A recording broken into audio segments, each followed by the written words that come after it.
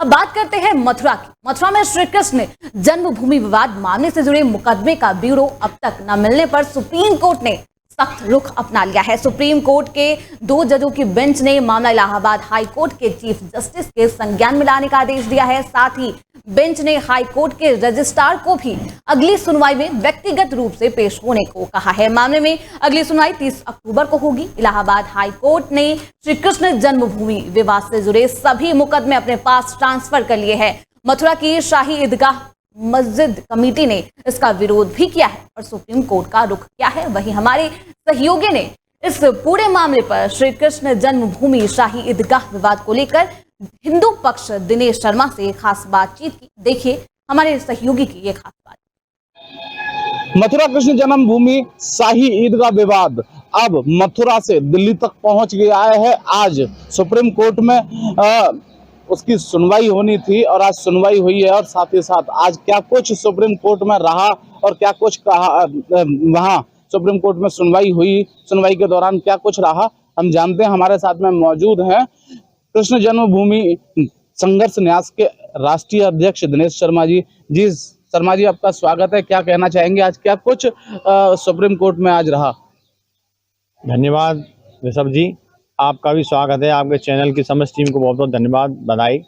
आज माननीय supreme court में सुनवाई हुई। सुनवाई के दौरान मुस्लिम पक्ष ये चाहता था कि जितने भी सीखे समूह से संबंधित वाद विवाद हैं वो सभी पुनः मथुरा कोर्ट चले जाएं, क्योंकि उन्होंने कहा था कि इलाहाबाद हाईकोर्ट हमको दूर पड़ता है।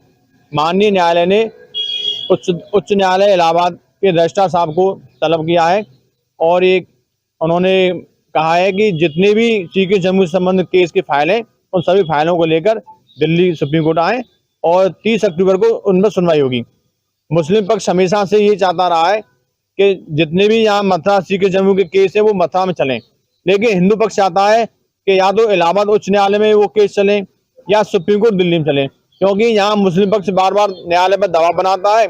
मुस्लिम पक्ष के पास कोई साक्ष्य तो है नहीं, उनके पास तो बिजली का बिल तक नहीं है, पानी का बिल तक नहीं है, नगर निगम का असेसमेंट तक नहीं है, फिर भी वो वर्ष 1991 का आप कहते हैं कि मुस्लिम पक्ष दबाव बना रहा है, न्यायालय सत्र मथुरा पर दबाव बना रहा है, आपका कहना है। और ऐसे में न्यायालय एक आदेश करते हैं और वहां पर जांच की बात आती है, वो जांच की जाती है, लेकिन और उनका कहना यह है कि हिंदू पक्ष ही खुद वहां चले जाते हैं, हाईकोर्ट इलाहाबाद चले जाते हैं। देखिए, वो बार बार स्थानीय लोग हैं, वो पूरे सारे मुस्लिम वकील इकट्ठा होकर न्यायालय में जमा हो जाते हैं और वर्ष 1991 का बहाना लेकर न्यायालय पर दबाव बनाने का कोशिश करते हैं। माननीय मथुरा न्यायालय ने एक आदेश भी दिया था कि पहले वहाँ ASI सर्वे हो जाए, वहाँ अमीन रिपोर्ट की जांच लग जाए, लेकिन मुस्लिम पक्ष से हाईकोर्ट चला गया, हाईकोर्ट से स्टे हो गया। तो हिंदू पक्ष ने भी यही मत बनाया कि क्यों ना हम भी हाईकोर्ट चलें। तो हिंदू पक्ष हाईकोर्ट गया, उन्होंने एक अपील की, उच्च न्यायालय इलाहाबाद से मांग की हमने कि मथुरा में जितने भी विवाद चल रहे हैं उन सभी विवादों को इलाहाबाद हाईकोर्ट सुने, क्योंकि ये राष्ट्र हित का मुद्दा है, इसलिए इलाहाबाद हाईकोर्ट को डायरेक्ट सुनने का अधिकार है। तो माननीय उच्च न्यायालय इलाहाबाद ने एक आदेश जारी किया था कि जितने भी मथुरा में सीखे जन्मभूमि से संबंधित जितने भी केस हैं उन सबको सुनवाई के लिए सभी फाइलें इलाहाबाद मंगा ली।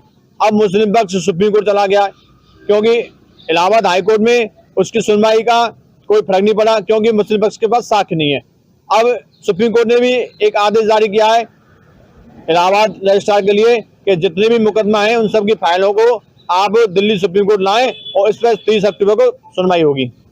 आज की अगर हम बात करें तो हिंदू पक्ष को क्या लग रहा था सुनवाई से पहले और क्या माना जाए जो आज जो हुआ है? मामले को डिले नहीं करा सकता है, लेकिन जीतेगा हिंदू पक्ष, क्योंकि जितने भी मथुरा कृष्ण जन्मभूमि के मंदिर के प्राचीन शाख हैं वो सभी हिंदू पक्ष के पास हैं, क्योंकि खसरा में, खतौनी में, पुरानी खेवट में सभी हिंदू पक्ष के नाम है और पानी का बिल, बिजली का बिल सभी हिंदू पक्ष के नाम है। तो मुस्लिम पक्ष के पास कोई भी प्राचीन शाख नहीं है। वो तो कांग्रेस सरकार ने एक काला कानून बनाया था, पूजा उपासना अधिनियम 1991, उसका सहारा लेकर ये लोग मामले को डिले करा रहे हैं। अगर हिंदू पक्ष की बात की जाए तो हिंदू पक्ष की तरफ से वहां पर सुनवाई के लिए कौन है? हिंदू पक्ष की तरफ से वहां पर हिंदू पक्ष के एडवोकेट वहां पहुंचे हैं और हिंदू पक्ष के पक्षकार हैं वो भी वहां पहुंचे हैं और सभी हिंदू पक्ष और मुस्लिम पक्ष अधिवक्ताओं के मध्य में बहस हुई है। बहस के बाद माननीय उच्चतम न्यायालय ने आदेश जारी किया है कि सारी फाइलों को रजिस्ट्रार अपने सुप्रीम कोर्ट लाए। उसके बाद 30 अक्टूबर को न्यायालय अपना विचार करेगी। अगली सुनवाई 30 अक्टूबर की है। जी, अगली सुनवाई 30 अक्टूबर को होगी। तो ये थे हमारे साथ में दिनेश शर्मा जी। इन्होंने बताया कि वहां पर जो सुप्रीम कोर्ट में क्या कुछ आज रहा, और साथ ही साथ इन्होंने बताया कि किस तरीके से डिले करना चाह रहा है मुस्लिम पक्ष। इनका आरोप है कि मुस्लिम पक्ष डिले कर सकता है। तो ये थे हमारे साथ में दिनेश शर्मा। इन्होंने बताया किस तरीके से वहां पर सुप्रीम कोर्ट में सुनवाई हुई, और साथ ही साथ अगर इनकी बात करें तो इन्हें आज भी भरोसा है, यकीन है कि हिंदू पक्ष के ही तरफ निर्णय आएगा, और जो भी कोर्ट का निर्णय होगा वो स्वीकार होगा।